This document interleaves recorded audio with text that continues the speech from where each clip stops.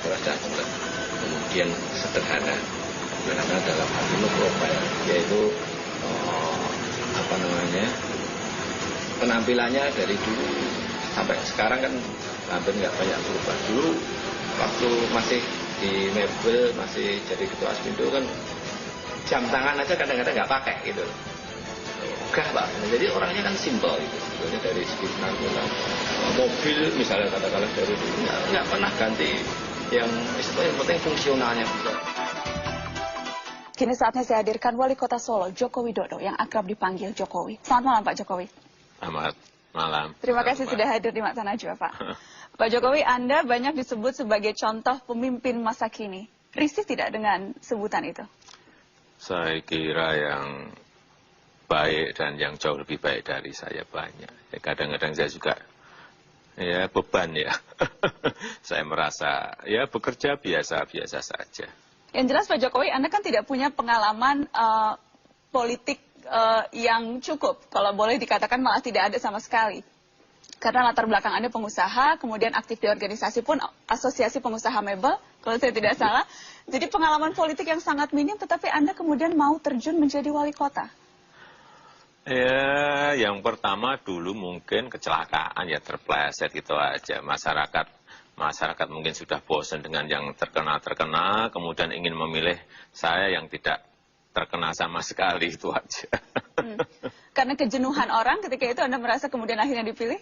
Mungkin itu, tapi juga saya kira mesin partai juga berjalan dengan baik. Anda merasa diri Anda politisi, Pak Jokowi? Sampai sekarang belum. Belum politisi. Kenapa? Karena apakah image politisi kita sekarang ini tidak begitu baik, jadi lebih baik Jokowi bukanlah dianggap seorang politisi? Karena saya merasa memang belum apa-apa di bidang politik. Belum apa, betul-betul belum apa-apa. Saya harus ngomong apa adanya. Belum apa-apa. Kalau kita bicara soal wajah birokrat sekarang, Pak Jokowi rasanya tidak jauh-jauh dari kesan inefisiensi, kemudian juga korupsi. Apakah wajah birokrat seperti itu yang juga Anda temui di lingkungan Anda, Pak? Nah, saya kira salah besar. Tergantung yang memimpin. Kalau pandangan saya, PNS kita, birokrasi kita ini pinter-pinter. Pinter-pinter. Hanya cara menggerakkan organisasinya yang mungkin keliru. Sistemnya yang perlu diperbaiki. Sistemnya yang perlu dibenahi. Saya berikan contoh dulu di Solo untuk ngurus KTP bisa 2 minggu, bisa 3 minggu. Sekarang 1 jam bisa jadi. Artinya kita bisa melakukan itu. Tapi sistemnya siapkan. Sistemnya perbaiki. Yang nggak mau masuk sistem, kalau saya tinggal, hilang pasti. Kalau saya jelas seperti itu. Izin juga sama. Dulu izin bisa 6 bulan, bisa 4 bulan, bisa 8 bulan, nggak jelas. Sekarang 6 hari selesai. Dinas yang nggak mau masuk ke sistem ini, sudah hilang kalau saya gitu. Ada yang Anda pecat karena menolak? Iya, dulu waktu KTP ada 3 lurah, ada 1 camat. Kalau yang izin, dulu ada dua kepala dinas yang terpaksa harus hilang. Karena nggak mau masuk sistem, nggak ada niat. Kelihatan tidak ada niat, jadi hilang. Saya pernah membaca Pak Jokowi, Anda pernah di satu media bilang, jangan coba-coba menyuap saya. Apakah ada yang pernah coba, Pak? Saya kira kalau di birokrasi kan, ya kita ngomong apa adanya lah. Banyak. Banyak? Dalam bentuk apa biasanya? Ya dalam bentuk apa-apa. Boleh kami tahu ceritanya bagaimana kemudian Anda berusaha menolak mereka yang mencoba menyuap? Ya tidak ini ya. Misalnya ada orang datang untuk memohon agar ada izin mall, izin hipermarket. Kemudian karena sudah 5-10 kali ke saya dan tidak kita beri, kan kelihatannya mungkin saya mempersulit.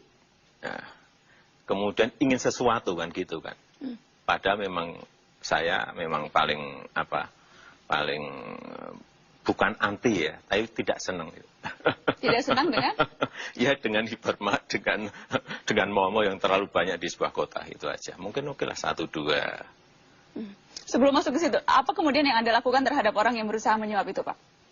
Tidak digubris sama sekali? Ya, saya bilang kalau sudah tidak ya saya tidak. Gitu. Tidak. Ya, jangan menggunakan cara-cara yang tidak baik untuk mempengaruhi sehingga saya menjadi iya. Kalau saya sudah biasanya kalau sudah saya ngomong tidak ya tidak. Jangan coba-coba menyuap Jokowi, Wali Kota. Ya, pokoknya tidak. Kenapa Anda memberikan perhatian yang utama terhadap pasar tradisional dibandingkan dengan hipermarket? Apa filosofi di balik itu? Real yang ada di lapangan itu adalah ekonomi rakyat kita. Coba kita lihat pasar tradisional, apa yang dijual di situ? Tempe, ini dari pengrajin tempe. Apa? Ikan ini dari nelayan. Beras, sayur, ini dari petani kita. Itulah real kondisi ekonomi kerakyatan kita. Kalau itu tidak diperhatikan, kalau itu tidak diberi perhatian khusus, salah kita. PKL juga sama, fakta di lapangan. Ekonomi kita masih seperti ini. Artinya yang kecil itu belum diberi perhatian secara amat sangat. Sehingga saya memandang mereka sebagai potensi. Memandang mindset kita harus mereka potensi. Jangan dipandang PKL itu membuat kumuh kota. Sudah mindset itu harus kita rubah dulu. Kalau enggak nanti ya pengen cepatnya kota bersih sudah. Siapin Satpol PP. Bersihkan sudah 2-3 hari bersih kalau mau seperti itu. Tapi pendekatan yang Anda pilih tidak seperti itu, lebih pendekatan kultural. Itu juga kemudian yang menyita banyak perhatian orang ketika pendekatan itu yang Anda ambil. Ya, saya melihat memang ada cara-cara yang keliru. Dan saya ingin memberikan inspirasi bahwa ada cara yang berbeda. Ada pendekatan-pendekatan yang lain. Ada intervensi sosial kepada mereka. Sehingga cara itu juga memungkinkan bisa berhasil. Dan kita sudah melakukan itu dan berhasil. Meskipun mau makan waktu 7 bulan dengan makan siang, makan malam. Makan siang, makan malam. Yang pertama kami memindahkan 989 PKL. 7 bulan kami makan siang, makan malam, ketemu dengan mereka sampai 54 kali. Akhirnya mereka mau pindah. Tapi setelah itu ada trust, ada percaya dari PKL. 2-3 kali, 4 kali, 6 kali sudah langsung mau pindah. Saya kira ini cara. Dan ini cara ilmiah itu. Intervensi sosial itu cara-cara ilmiah. Bukan hanya represif kasar-kasaran dengan digebuki. Itu yang kita lihat di mana-mana. Dan ini harus dirubah. Saya sempat ada bocoran Pak Jokowi, katanya ketika proses pembangunan Pasar Noto Harjo, katanya Anda tiba-tiba suka datang membawa palu dan mengecek kualitas bangunan, sidak tiba-tiba dengan palu, betul itu Pak? Saya gini, biasanya di kantor itu hanya paling 1 jam, paling setengah jam. Yang lain ada di lapangan. Ya saya pengen mengerjakan sebuah kegiatan, sebuah proyek itu kualitasnya baik lah, pengen baik, bahwa kita itu pengen memperlihatkan pada orang bahwa kita bisa melakukan yang terbaik. Pemerintah ini juga bisa membuat gedung yang baik, bisa membuat pasar yang baik, bisa membuat pasar yang manajemennya juga benar gitu. Dan ini yang ingin kita tunjukkan. Jokowi, media sempat heboh beberapa waktu lalu ketika mereka tahu bahwa Wali Kota Solo Jokowi tidak pernah ambil gaji. Kenapa tidak pernah ambil gaji Pak Jokowi? Sudah kaya karena jadi pengusaha atau karena apa? Enggak. Saya memang nggak pernah cerita masalah itu ya. Tapi ya mungkin ada orang yang dengar. Tapi apapun, ya keluarga saya juga butuh gaji. Gitu. Tapi ada yang lain yang lebih membutuhkan. Dan buat saya dan keluarga saya untuk standar hidup yang sangat sederhana, saya kira kita masih cukup lah gitu ya. Dengan standar yang sangat sederhana loh. Jadi, masih ada. Jadi setiap terima gaji langsung Anda kembalikan atau Anda apakan gaji itu? Lumayan kan Pak, 7-8 juta kalau tidak salah? Saya sebetulnya tidak senang cerita masalah ini. Kenapa Pak? Takut? Ya bukan takut. Ya saya nyatakan kemudian karena ya sekali lagi itu ada yang lebih membutuhkan itu aja. Dan disebutkan juga katanya mobil dinas Wali Kota Solo paling jelek Pak dibanding yang lain. Katanya sampai supir Pak Wali Kota sering diolok-olok supir lain tuh kalau ketemu katanya kok mobilnya jelek sekali. Enggak, mobilnya masih sangat bagus. Mobilnya kan Camry, hanya memang sudah 10 tahun tidak ganti. Mungkin yang lain 2 tahun ganti, setahun ganti. Itu sudah 10 tahun, itu tinggalan dari wali kota yang lama dan saya pakai. Ya pernah mogok 4 kali. tapi diperbaiki ya enak lagi, saya pakai lagi. Mogok ya perbaiki lagi kan nggak apa-apa, Camry kan juga bagus. Anda tidak merasa hal-hal itu penting, itu hanya sifatnya menurut Anda hanya bungkusan saja, tidak melihat itu sebagai... Saya melihat itu bukan sesuatu yang penting, tapi yang penting buat saya tidak menghambat pekerjaan saya, dan sampai sekarang nggak pernah menghambat. Pak Jokowi, apakah betul Anda tidak mengeluarkan uang sepeser pun ketika maju dalam pilkada yang kedua? Ya kalau dibandingin dengan yang lain-lain ya dapat dikatakan seperti itu, karena memang apa ya? Memang waktu itu sudah kita survei 3 kali, hasilnya 87%. Nah, kenapa saya harus keluar uang, mau cari berapa persen lagi gitu loh. Dan setelah pilkada, kalau dulu yang pilkada pertama dapat 37%, pilkada yang kedua dapat 91%. Jadi di survei ada 87, kemudian waktu pilkadanya dapat 91%. Nah, kenapa saya harus capek-capek itu? Jadi tanpa uang, mengeluarkan uang, dipilih dengan 92%. Apa 91%. 91%. Apa artinya itu untuk Anda, Pak? Menunjukkan apa?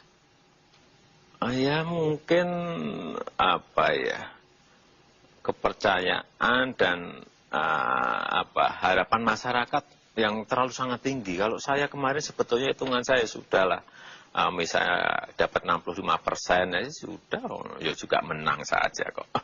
Apa sih, kenapa harus sampai setinggi itu? Tapi kan saya tidak bisa mereka-reka harus dapat berapa, kan itu kan rakyat yang bebas memilih, memberikan penilaian. Saya ini kan tugasnya bekerja, mau dinilai tidak baik silakan, mau dinilai jelek ya silakan.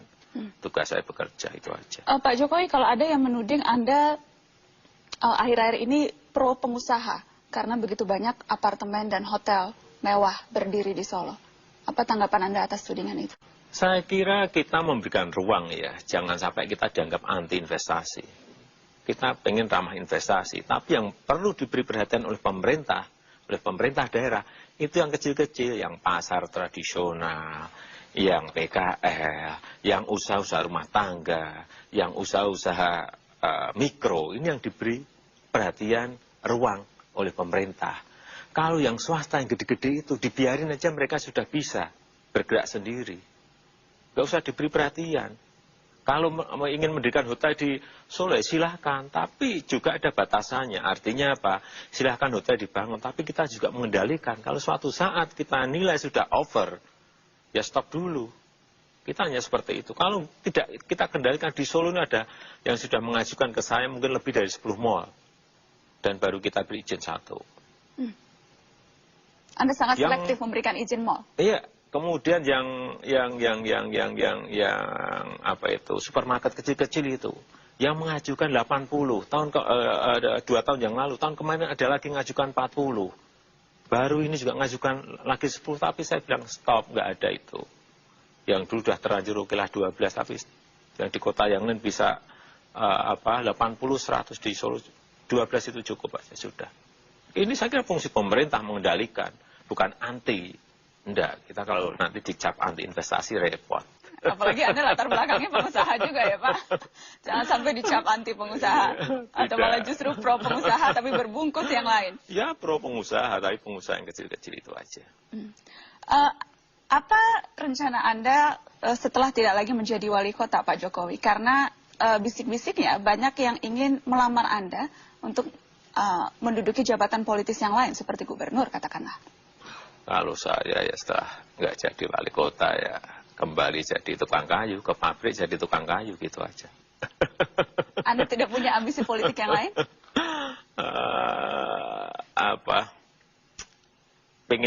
Pengen saya itu aja, pengen saja jadi tukang kayu sudah, lebih dari cukup.